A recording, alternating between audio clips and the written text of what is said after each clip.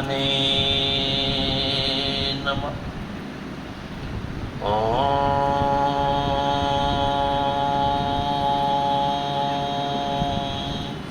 श्री गुरुआत्मने नमः। ओम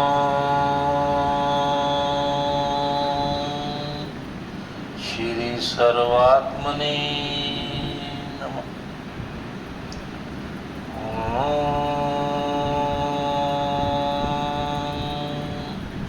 श्री परमात्मने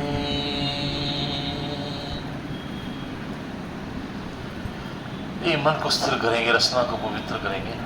श्री राम जय राम जय जय राम। श्री राम जय राम जय जय राम। श्री राम जय राम जय जय राम। श्री राम जय राम जय जय राम। श्री राम जय राम जय जय राम। श्री राम जय राम जय जय राम। श्री राम जय राम जय जय राम। श्री राम जय राम जय जय राम। श्री राम जय राम जय जय राम। श्री राम जय राम जय जय राम। श्री राम जय राम जय जय राम। श्री राम जय राम जय जय राम। श्री राम जय राम जय जय राम। श्री राम जय राम जय जय राम। बोलिए राजा रामचंद्र भगवान की जय। पवन सुत हनुमान जी महाराज की। बोलो भाई सब संतन की। उमापति महादेव की जय। पूज्य पास गोस्वामी प्रसाद जी महाराज की। सर्वप्रथम आप सभी को गुरु पूर्णिमा की बहुत बहुत बधाई। आज का दिवस सनातन के जितने भी पूज्य त्योहार हैं उन सब में से ये विशेष दिवस है जिस दिवस हम अपने गुरु के आगे नतमस्तक होते हैं।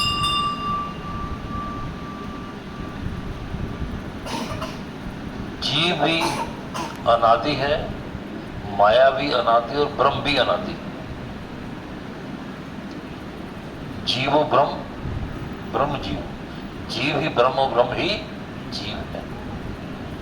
लेकिन जीव अनंत काल से इस माया के बंधन में ऐसा जकड़ा हुआ है कि स्वयं के स्वरूप को भूला हुआ है। और जीव के स्वयं के स्वरूप को परिचित कराने का एक ही माध्यम है, वह सदगुरु। गुरु का अर्थ है, ग कहते हैं अंधेरे को, र कहते हैं रोशनी को। जो अंधेरे से रोशनी में ले जाए उसे गुरु कहते हैं। अंधेरा दो प्रकार का है। एक स्थूल अंधेरा है, जैसे रात पड़ रही है, हमने टॉर्च जला ली, ट्यूब जला ली, बल्ब जला लिया, ये स्थूल अंधेरा है। जब हम दीपावली मनाते हैं तो हम ये समझते हैं कि उस दिन भगवान श्री राम 14 वर्ष के वनवास के पश्चात अयोध्या वापस आ रहे थे। तो अमावस्या की काली रात थी। तो उस समय के अनुसार लोगों ने घर घर घी के दिए जलाए ताकि प्रकाश हो सके। वो स्थूल अंधेरा है और स्थूल बल्ब है, स्थूल ट्यूब है, स्थूल टॉर्च है। स्थूल अंधेरा स्थूल प्रकाश से जाएगा, लेकिन ये एक अज्ञान का अंधकार है। अज्ञान का अंधेरा इतना गहरा है, इस अज्ञान के अंधेरे ने जीवन को पशुव्रत कर रखा है। जैसे आज गुरु पूर्णिमा का बहुत बड़ा उत्सव है। किसी गाय से पूछो तो पूर्णिमा है, वो कहती घास दे दो। किसी कुत्ते से, बिल्ली से पूछो कि आज कौन सा दिवस है, तो बिल्ली को कोई प्रेज नहीं चूहा खाने में। उसी अज्ञान के अंधकार में जो मनुष्य भी मांसाहारी हैं, तो पशुव्रत जीवन ही जी रहे हैं। मनुष्य जीवन तो है नहीं, मनुष्य जीवन है जागृत अवस्था का नाम। वो गुरु क्या करता है, इस अज्ञान के अंधकार से निकाल के जीव को ज्ञान के प्रकाश में ले आता है। जब तक भीतर ज्ञान का प्रकाश नहीं होगा तब तक जीव को यह पता नहीं चलेगा कि मैं ब्रह्म हूं, जिसको मैं खोज रहा हूं मैं वही हूं। और सबसे बड़ा शक्ति, शांति, प्रेम का सागर मैं स्वयं हूं। जैसे समुद्र में सब नदियां सम्मिलित हो जाती हैं तो नदियों की आइडेंटिटी खत्म हो जाती है, इसी प्रकार जब जीव अपने भीतर उस ज्ञान के प्रकाश में सम्मिलित हो जाता है तो संसार की जितनी भी ऊर्जा, शक्ति जो भी देख रहे हो वो सभी आप में समाप्त, आप ही में सम्मिलित है। भगत पीपा जी का वचन है, जो ब्रह्मंडे सोई पिंडे, दूर कतु ना जाओ, जिन देखा तिन पाया राम। जो ब्रह्मांड में है इसी पिंड में विराजमान है। इस रहस्य को गुरु कृपा के बिना नहीं जाना जा सकता। आज का जो दिवस है गुरु पूर्णिमा, सनातन इसके 3 कारण बताता है। सनातन 3 कारण बताता है। बाबा कबीर साहब का शब्द है, 7 द्वीप 9 खंड में गुरु से बड़ा न कोई, करता करे न कर सके गुरु करे सोए। राम कृष्ण से को बड़ो तिन ही भी गुरु कीन, 3 लोग के तारने गुरु के आगे अधीन। रामकृष्ण से तो बड़ा कोई नहीं है। उन्होंने अपने गुरु का आज्ञा का पालन किया और गुरु के आदेशानुसार अपने जितने भी संसारिक कर्तव्य उनका पालन किया। तो ये गुरु पूर्णिमा मनाने के 3 कारण सनातन कहता है। सर्वप्रथम आज के दिन, आषाढ़ पूर्णिमा के दिन, शुक्ल पक्ष को श्री वेद व्यास जी महाराज का जन्म हुआ था। उनका नाम कृष्ण द्वैपायन था। कृष्ण द्वैपायन। लेकिन उन्होंने वेद का सार किया। सनातन के जितने शास्त्र हैं, पुराण, उपनिषद, सब उन्होंने संस्कृत में लिपिबद्ध किए। उसे ब्रह्म का ज्ञानावतार भी कहा जाता है। उनका असली नाम कृष्ण द्वैपायन था। महर्षि पराशर के पुत्र थे, सत्यवती के उनकी माता का नाम था। उनकी जन्म का प्रसंग बड़ा अच्छा है, फिर कभी इस विषय में चलेंगे। आज गुरु पूर्णिमा के अवसर पर गुरु की महिमा का ही ज्ञान करेंगे। उनके गुरु ब्रह्मा जी स्वयं थे। महर्षि वेदव्यासी गुरु ब्रह्मा जी स्वयं थे। महर्षि पराशर के पुत्र थे, सबसे बड़े उच्चतम ऋषि हुए। लेकिन जब ज्ञान देने की समय आया तो ब्रह्मा जी के पास भेजा कि कृष्ण द्वैपायन तुम्हारे लिए सबसे उत्तम गुरु ब्रह्मा जी रहेंगे। ब्रह्मा जी ने ज्ञान दिया। उस ज्ञान के आधार पर उन्होंने इतने इतने बड़े विशाल और जीव के कल्याणार्थ ग्रंथों की रचना करी। कहीं कहीं ये भी कहा जाता है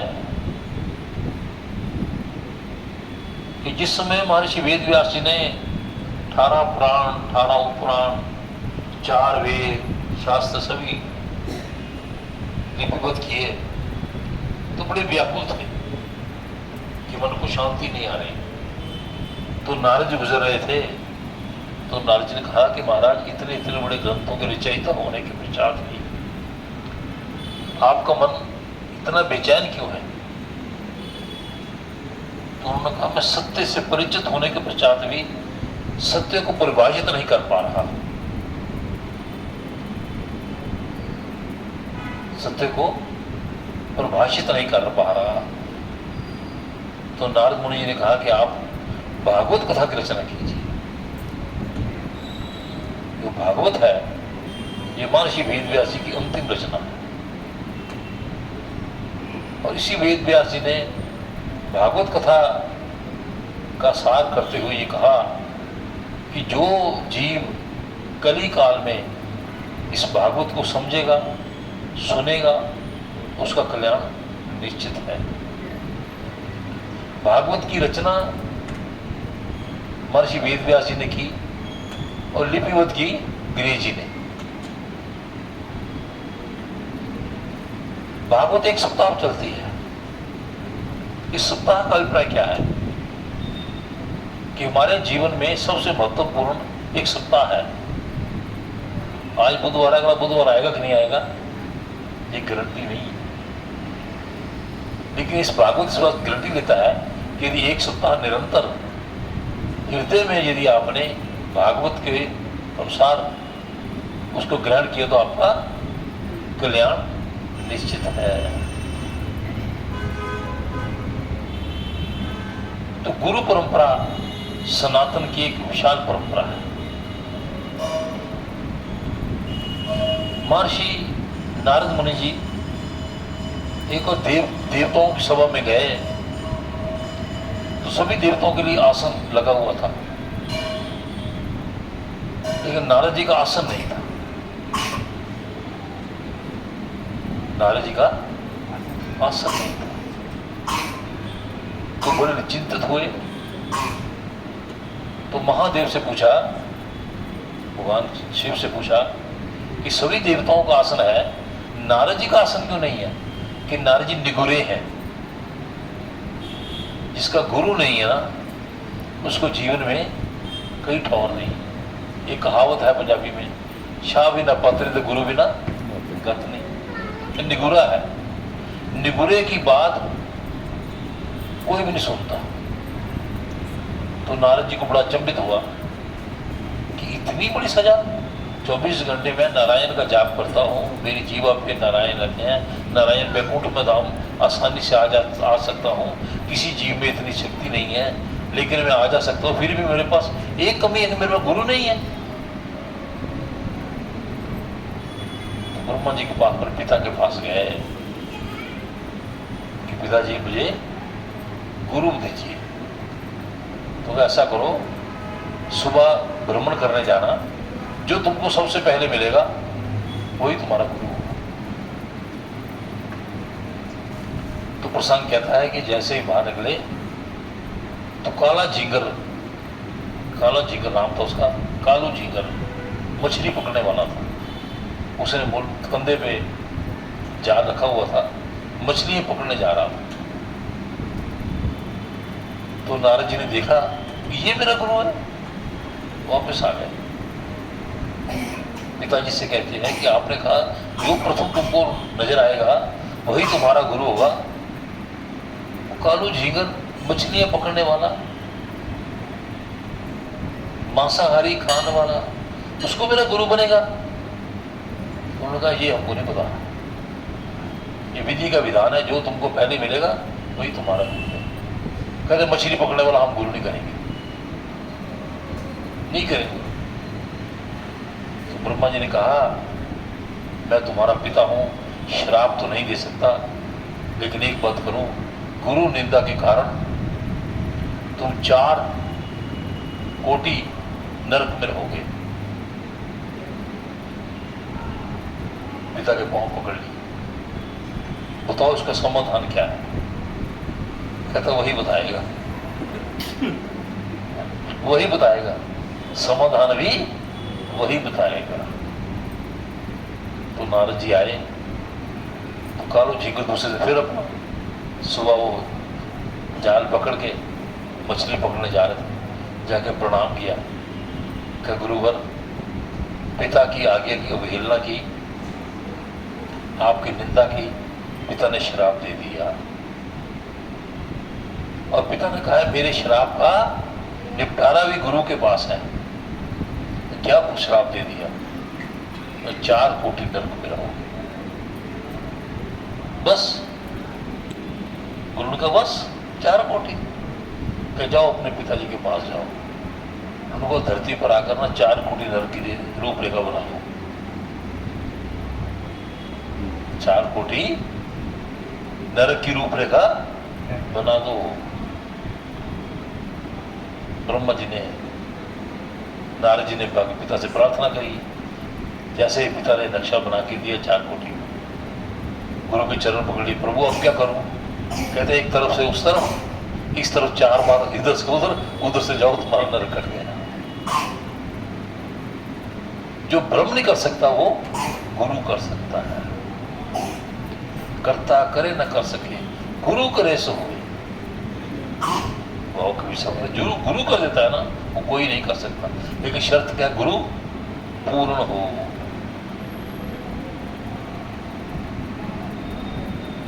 गुरु पूर्ण, जब तक पूर्ण गुरु जीव के जीवन में नहीं आता, उसका कल्याण असंभव है।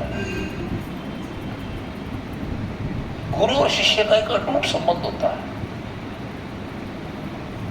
निस्वार्थ प्रेम। जब तो परमात्मा करता है, या गुरु करता है, या मां करती है, पिता नहीं करता। पिता को स्वार्थ आ जाता है, सारा दिन बेकार घूमता है, शाम को रोटी खाने आ गया, जाओ को काम करो, तो माता नहीं कहेगी। माता कहेगी रोटी खा ले, नौकरी तो मिल ही जाएगी, आज ही तो कल मिल जाएगी। निस्वार्थ प्रेम करता है जब तो गुरु करता है, जब परमात्मा करता है, जब मां करती है, और कोई नहीं करता। हमारे सामने उदाहरण है। स्वामी विवेकानंद जी गुरु स्वामी रामकृष्ण परमहंस थे। तो रामकृष्ण परमहंस के गले में कैंसर हो गया, गले में कैंसर। तो उस समय कैंसर का इतना इलाज भी नहीं था। जब दर्द होती वो तड़पते थे, रोते थे। तो विवेकानंद जी उनके पास कहते थे कि आप एक बार कहो माता काली से आपका कैंसर ठीक कर दें। तो कहते माँ तो रोज कहती है एक बार क्या है, लेकिन जो मेरे पिछले जन्म का पाप है उसको मैं इसी जन्म में काटना चाहता हूँ, अगला जन्म नहीं लेना चाहता। मैं तो मुक्त हो चुका हूँ, इसलिए मैं कष्ट सहन कर रहा हूँ। इसी जन्म में पिछले जन्म का पाप मेरा समाप्त हो जाए, जब मेरा पूर्ण जन्म ना हो। दर्द उनको होती थी तो रोता विवेकानंद था। एक बार किसी मित्र ने पूछा, नरेन तुम इतने क्यों तड़फते हो, इतनी क्यों तड़फते हो? स्वामी विवेकानंद जी ने कहा कि एक रामकृष्ण परमहंस लाखों विवेकानंद पैदा कर सकता है। एक रामकृष्ण परमहंस लाखों विवेकानंद पैदा कर सकता है, लेकिन लाखों विवेकानंद मिलकर एक रामकृष्ण परमहंस पैदा नहीं कर सकता। ये गुरु के प्रति अटूट समर्पण है, अटूट समर्पण।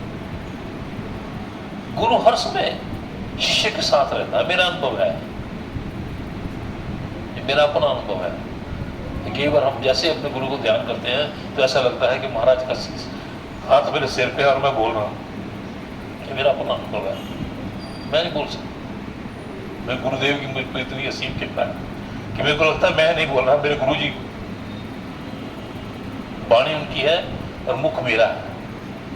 ऐसी कृपा का अनुभूति है। स्वामी रामकृष्ण परमहंस के जैसे शिष्य विवेकानंद जी को मिले, ऐसे शिष्य भी बड़े सौभाग्य से मिलते हैं और ऐसे गुरु भी बड़े सौभाग्य से मिलते हैं। स्वामी विवेकानंद जी अमेरिका गए तो वहां पे एक कॉलेज में गए, वहां लेक्चर दे रहे थे। तो बहुत से लोग ऐसे कलाकार होते हैं जो देखकर चित्र बनाते हैं, देखकर चित्र बनाते हैं। तो पेंसिल से चित्र बना रहा था। जैसे ही उनका लेक्चर समाप्त हुआ तो उन्होंने चित्र जो था, एक अंग्रेजी लड़के ने स्वामी विवेकानंद जी को भेंट किया। स्वामी विवेकानंद जी हैरान हो गए कि चित्र तो मेरे गुरुदेव का है, ये तो मैं मेरे पीछे गुरुदेव थे। कहते हाँ, ये जो बुजुर्ग थे आपके पीछे खड़े थे। स्वामी विवेकानंद जी ने उसी स्टेज पर वापस गए और जार जाकर रोए कि गुरुदेव हर पल मेरे साथ हो। गुरु हमेशा ही, जिस तरह इतना शिष्य का समर्पण होता है, गुरु का भाव उससे शिष्य के प्रति अधिक होता है। पूर्ण गुरु बड़े सौभाग्य से मिलते हैं और पूर्ण गुरु की कृपा के बिना ना तो सत्य को समझा जा सकता है, ना सत्य को परिभाषित किया जा सकता, ना ही सत्य को पहचाना जा सकता है। जो सत्य को पहचानने के लिए जीव के जीवन में गुरु का होना अति आवश्यक है। अनेक प्रसंग हैं, गुरु महिमा के अनेक प्रसंग हैं। बहुत से लोगों को प्रश्न होता है, मेरे पास एक गुरु है, मैं दो कर सकता हूं? इसका साक्षात उदाहरण है, भगवान श्री कृष्ण के अक्षर गुरु थे महर्षि संदीपनी, और अध्यात्म ज्ञान लिया उन्होंने दुर्वासा ऋषि से। दो गुरु थे उनके। महर्षि संदीपनी से उन्होंने अक्षर ज्ञान लिया, और अध्यात्म ज्ञान किसे लिया? महर्षि दुर्वासा से। गुरु कौन है? जैसे मान लो एक लड़के ने पीएचडी करनी है, तो क्या जो टीचर में नर्सरी में पढ़ाता है पीएचडी करा सकता है? नहीं करा सकता। पीएचडी करने के लिए, डॉक्टरी करने के लिए डॉक्टर ही होना चाहिए। इस कली काल में आप किसी पुलिस वाले को पहचान सकते हो, उसका यूनिफॉर्म है। डॉक्टर को पहचान सकते हो, किसी प्रोफेसर को पहचान सकते हो। गुरु की पहचान बड़ी कठिन है। गुरु कैसे करना चाहिए? क्या सफेद वस्त्र गुरु चोला, भगवा वस्त्र गुरु चोला? वस्त्र पहचान नहीं है। मेरे गुरुदेव को जब मैंने पहली बार देखा था तो मुर्तल उन्होंने पैंट डाली हुई थी ढीली सी, और ऊपर शर्ट डाली हुई थी, हाथ में छोटी थी, हाथ में झोला पकड़ा हुआ, कोई लिबास गुरु वाला नहीं था। लेकिन भीतर इतना प्रकाश था कि उस ज्योत से जितने हम बैठे थे प्रकाशमान कर रहे हैं। भीतर प्रकाश चाहिए, एक कपड़े में कुछ नहीं। लेकिन एक सनातन समाज की मर्यादा है कि ये अभ्यास गद्दी पर बैठकर कैसे लिबास बैठना चाहिए, ये एक मर्यादा का पालन करते हुए। लेकिन सत्य में क्या है? वस्त्र गुरु नहीं है, मीठा बोलना गुरु नहीं है, व्यवहार गुरु नहीं। गुरु के लिए 5 लक्षण जो हमारे सनातन के ऋषियों ने कहे हैं, हमारे रामायण में, गीता में, भागवत में, सभी ग्रंथों में पूर्ण गुरु के 5 लक्षण कहे हैं। प्रथम, गुरु शुद्ध ब्रह्मनिष्ठ हो, बस, अर्थात उसके हृदय में ब्रह्म के सिवा किसी के लिए और स्थान न हो, क्षत्रिय ब्रह्मनिष्ठ हो। राम, कृष्ण और विष्णु का उपासक हो। दूसरी पहचान क्या है? राम, कृष्ण, विष्णु का उपासक हो। तीसरी पहचान है स्वयं को भगवान न कहे, मैं भगवान हूं, मैं भगवान।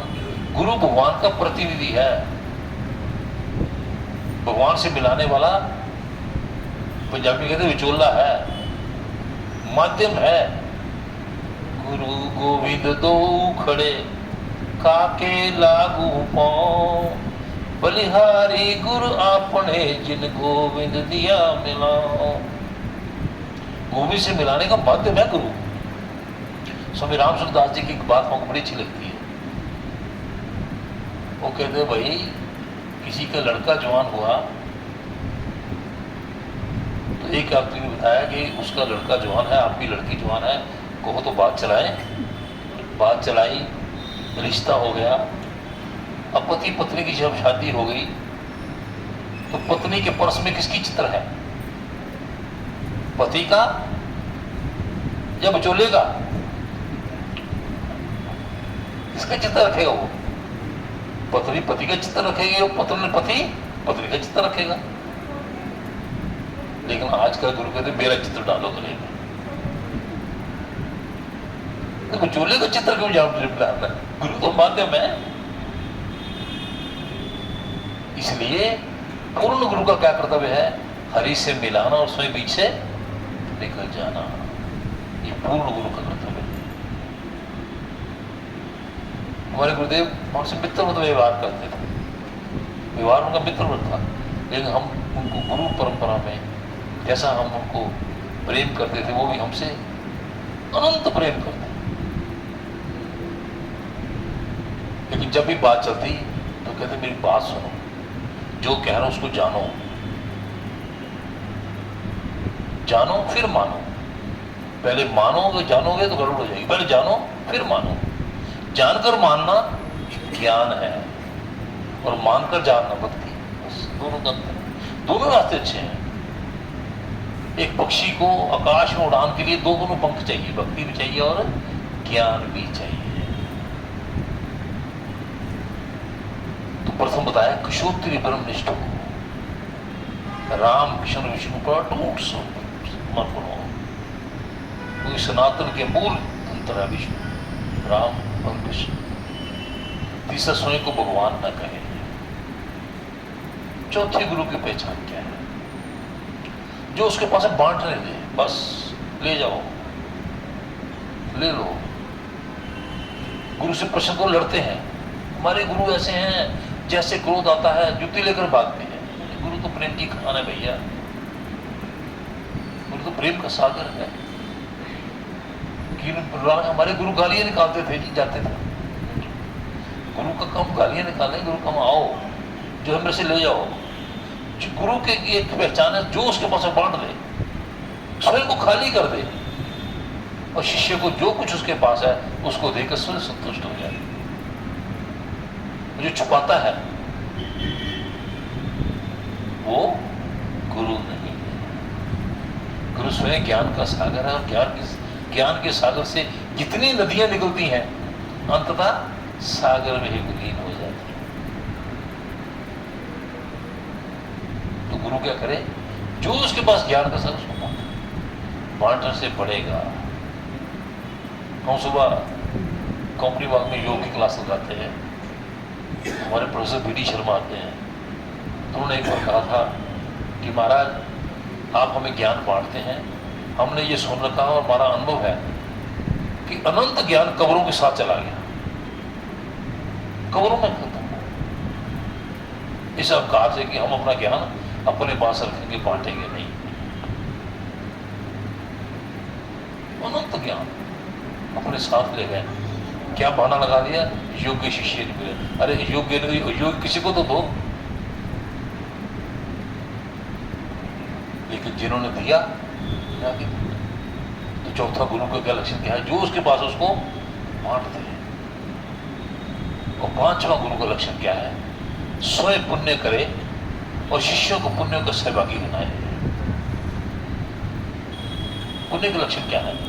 स्वयं सिमरन करे, शिष्यों को सिमरन करवाए, स्वयं सनातन ग्रंथों का अध्ययन करे, शिष्यों को सनातन के ग्रंथों का अध्ययन कराए, स्वयं दान पुण्य करे, शिष्यों से करे तो करवाए। जैसे हम एक छोटा सा कार्य करते हैं, कभी आपसे हमने धन नहीं मांगा। आप Om Prakash hospital free operation करवाते हैं, धन देते हैं हम, फ्री नहीं होता वो। ये जैसे हम सुबह योग क्लास लगाते हैं, पहली तारीख को अपना थैला उनके आगे जो कोई देता है उसमें डाल देते हैं। कहीं को सत्संग को दे दे, जो दे उसका भला, जो ना दे उसका भला। जो एकत्रित होता है एक जगह एकत्रित करते हैं, वहीं से संस्था चल रही है। और लगभग 340 ऑपरेशन पिछले 7 साल से करवा चुके। आंखों की रोशनी का यहाँ भी 2-4-5 आदमियों ने कॉन्टेक्ट किया, करवाए गए। धन एकत्रित होता है, धन खर्च भी होता है। तो पांचवा गुरु का लक्षण क्या है? कि स्वयं पुण्य करे और शिष्यों को पुण्य करने के लिए प्रेरित करे। ये गुरु के लक्षण है। गुरु आए हो तो क्या लेके आए हो, जा रहे हो तो क्या देके जा रहे हो, ऐसा गुरु का लक्षण होना चाहिए। आप इसलिए सनातन के ऋषियों ने, जो हमारी परंपराओं ने गुरुओं के लिए बंधन बना रखे हैं, उसका आचरण भी, जो कहे उसका कहे अनुसार आचरण भी हो। की पहचान है। इसलिए स्वयं इस गुरु पूर्णिमा के दिन इस बात को अनुभव करो कि परमात्मा से प्रार्थना करोगे, हे प्रभु हमारे जीवन को पूर्ण गुरु दीजिए, जो हमें इस कली काल से निकाल के इस भाव सागर से पार करे और हमारा कल्याण हो। गुरु पूर्णिमा का बड़ा महत्व है। ये जो पूर्णमासी है इसको आषाढ़ पूर्णिमा कहा जाता है। जैसे कहा बताया कि महर्षि वेद व्यास का जन्म भी है और आज ही के दिन ये कहा जाता है कि उन्होंने चारों वेदों का जो संकलन किया था आज ही के दिन उनका पूर्ण हुआ था। ऐसा भी शास्त्रों में व्याख्यान है। महर्षि वेद व्यास के पुत्र सुखदेव जी महाराज। सुखदेव जी पूर्व जन्म में तोता थे। उनकी जन्म की कथा हमने आपको सुनाई हुई है। वो भी 11 वर्ष के पश्चात मां के गर्भ से उत्पन्न हुए और जन्म लेते ही वो वैरागी हो गए।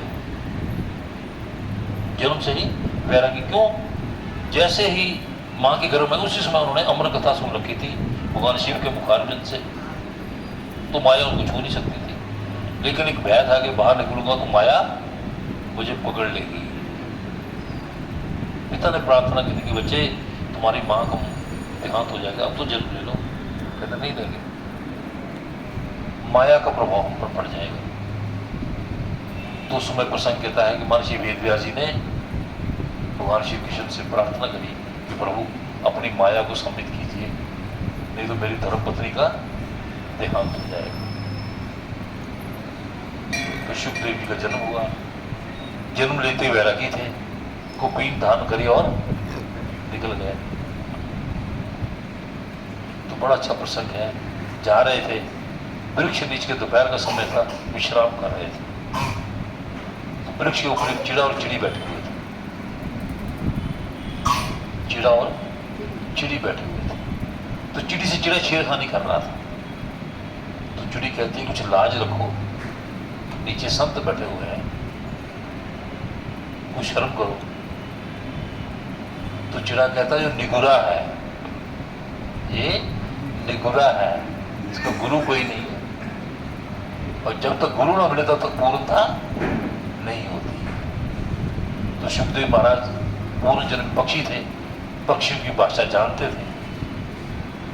मन में एक निगुरे का कलंक महसूस होने लगा कि मैं निगुरा हूं। अपने पिता के पास गए,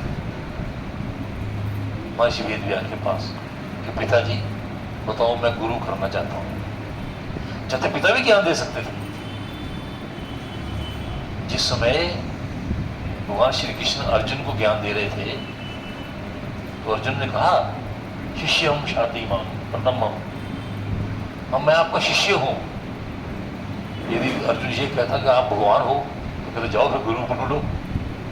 लेने के लिए क्या कहा, आप मैं शिष्य हूं आपका। गुरु पर ज्ञान कौन था? गुरु देगा। भगवान सीधा ज्ञान नहीं दे सकता। आप डायरेक्ट सोने का, डायरेक्ट समुद्र का जल नहीं पी सकते। समुद्र का जल डायरेक्ट पी सकते हैं, लेकिन वही जल जब बाष्प बन के आकाश में बादल बन के गिरता है तो पानी मीठा हो जाता है, उसी मीठे पानी ग्रहण करता है। महर्षि वेद व्यास ने कहा कि नहीं, तुम्हारे लिए वो सबसे उच्चतम गुरु राजा जनक होंगे। बड़े हैरान हुए, राजा जनक, एक राजपाट चलाने वाला, वो मेरा गुरु बनेगा? हम बाहर की अकृति देखते हैं, उसका साम्राज्य इतना बड़ा है, इतने बड़े साम्राज्य का मालिक, वो मेरा गुरु बनेगा? महर्षि वेद व्यास ने कहा नहीं, तुम्हारे लिए उससे बड़ा कोई अच्छा गुरु नहीं हो सकता। तो महर्षि वेद व्यास जी का पुत्र सुखदेव जी महाराज राजा जनक के पास गए। तो जैसे पहली बार प्रवेश किया तो देखा वो माता सुनैना के साथ जनक झूला झूल रहे थे। लेकिन सुखदेव जी महाराज वैरागी थे कि ये कामोत्सव अपनी पत्नी के कंधे पे हाथ रख के झूला झूल रहा है, ये मेरा गुरु बनेगा? वापस आ गए। पिताजी किसके पास भेज रहे हो? कामासक्त है, अपनी धर्म पत्नी के साथ झूला झूल रहा है, ऐसा गुरु नहीं चाहिए हमको। वापस आ कहा नहीं बेटा, तुम्हारी निगाह के ऊपर की निगाह देख रही है, बाहर का देख रही है, भीतर उसकी जो है वो तुम्हारे काबिल और किसी काबिल नहीं। जाओ फिर जाओ। नहीं गए। ज्ञान देने की 2 बार गए, मन नहीं माना। एक बार पिता कहने से चले गए। संदेश भेजा महर्षि वेद व्यास जी ने राजा जनक को कि मेरा पुत्र शुकदेव जी ज्ञान लेने आएगा, उस पर कृपा कीजिए। तो शुकदेव जी अपने पास 2 चीजें रखते थे, एक कमंडल और एक झोले में कुपीन होती थी। कुपीन कहते लंगोटी को। एक लंगोटी पहनते थे और एक लंगोटी साथ रखते थे। साथ में एक कमंडल और एक छोटी रखते थे, जंगल भ्रमण करते थे। तो राजा जनक के पास गए। तो जैसे ही गए तो वहां सभा चल रही थी, सत्संग चल रहा था। तो शुकदेव जी के पिताजी ने संदेशा भेजा था राजा जनक को, तो उनको सामान महल के बाहर रख दिया, कमंडल भी, सोटी भी और अपनी कुपीन का थैला रख दिया। वो जाकर सत्संग में बैठ गए। 2 मिनट लगे तो रख दिया। इतने में राजा जनक ने पहले ही प्रपंच रचा हुआ था। एक सेवादार भागता भागता आया, महाराज जंगल में आग लगी है। ठीक है चलने दो, कोई बात नहीं, आग लगी लगने रहने दो, लगी रहने दो, लेकिन सत्संग मत रोके, सत्संग होने दो। थोड़ी देर व्यतीत हुई, दूसरा सेवादार आया कि महाराज जंगल की आग नगर में आ गई है। राजा जनक ने कहा कोई बात नहीं, सत्संग चलने दो। तीसरा सेवादार आया कि महाराज जंगल की आग महल के द्वार तक आ गई है। इतना सुनते थे शुकदेव जी महाराज भागे कि मेरा कमंडल ना जल जाए, मेरा कमंडल ना जल जाए। तो राजा ने भाग यहां से, ज्ञान लेने आ गया। आसक्ति तुम्हारी कमंडल में फंसी हुई है, स्वयं को बैरागी कहते हो। इतनी छोटी सी आसक्ति, एक लकड़ी के कमंडल के लिए तुम्हारी शक्ति, भाग जाओ, तुम ज्ञान के अधिकारी नहीं हो। भगा दिया। 12 साल लगातार शुकदेव जी महाराज गुरु से प्रार्थना करते रहे, कृपा करो। तो शुकदेव महाराज से महर्षि वेद व्यास ने कहा कि रोज दोपहर को राजा जनक ब्रह्म भोज करता है, और जो ब्राह्मणों को भोजन करवाता है उसकी स्वयं जूठी पुतले स्वयं उठाकर महल के पिछवाड़े में निकलता है। तो जब पुतले फेंकते थे शुकदेव जी महाराज अपना सिर आगे कर देते थे। 12 साल लगातार उनके सिर पे जूठी पुतले ब्रह्मभोज की पड़ती रही। 12 साल पश्चात आओ नहा धो के तुमको ज्ञान दे। ऐसा गुरु ने क्यों किया? क्योंकि जब तक जीव में अहंकार है गुरु ज्ञान नहीं देता। क्योंकि जहां अहंकार है वहां निरंकार नहीं, जहां अहंकार है वहां निरंकार नहीं। तो पहले उसकी शीश पे जूठी पत्नी गिरा उसका अहंकार मारा कि मैं व्यास देव का पुत्र हूं, मैं तपस्वी हूं, मैं वैरागी हूं। जब तक मैं थी तब तक राजा जनक ने ज्ञान नहीं दिया। जैसे ही मैं नाश हुई, राजा को बुलाया, आ जाओ। चले गए। तो क्या चाहिए? अपनी कृपा को करी कृपा। ऐसे एक तेल का परात भरी, रखो, दिखाओ, ये अपने सिर पे रखो, मेरे सारे नगर का भ्रमण करके आओ, नगर को देखना, लेकिन बात ध्यान रखना, एक बूंद भी तेल की परात से नीचे न गिरे, तुम ज्ञान नहीं होगा। तो शुकदेव जी महाराज ने सिर पर तेल की परात रखी, सारी नगर भ्रमण करके वापस आए। तो पूछा राजा जनक ने शुकदेव से, ये क्या देखा? कि महाराज सब कुछ देखा, नगर देखा गया, नगर देखा, लेकिन कैसे देखा? कैसे? सारा नगर देखा, लेकिन ध्यान था कि तेल की एक बूंद नीचे ना गिरे। तो बस यही ज्ञान है कि सारे संसार में विचरण कर, सब खा पी सब कुछ कर, लेकिन तेरे हृदय से हरि का ध्यान न हटे।